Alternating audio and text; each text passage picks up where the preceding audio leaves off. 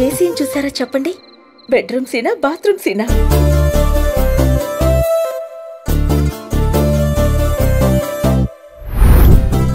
అసలు మీకు మా గురించి పట్టించుకునే తీరికే లేదు. 24 గంటలు ఆఫీసులో కూర్చుని సినిమాలు చూస్తూ గడిపేయండి. ప్రతి చినుకు తేనేలే, బ్రతుకంత తీపేలే. 10th క్లాస్ ఫెయిల్ అయిన నువ్వు 4th క్లాస్ పాస్ అయిన నన్ను వెక్కిరించడం, నేను కూడబెట్టిందంతా షాపింగ్ పేరుతో కరిగించాను. మాతో కదిలేనే ప్రతిరోజు పండుగ రోజే, సరదాలు తోడుంటే.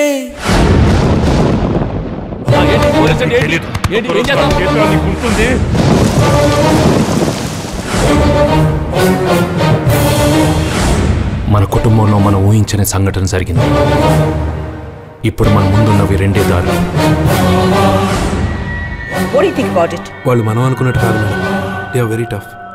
రాంబాబుని ఎలాగైనా ఈ కేసులు ఇరికించాలని మన వీరభద్రం చూస్తున్నాడని నా doubt sir. Yes, it's time to end this.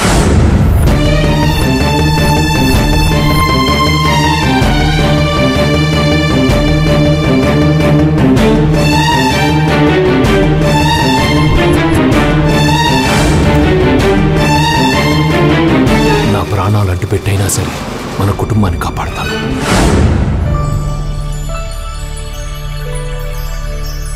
4వ తరగతి చదివిన వాడి తెలివితేటలు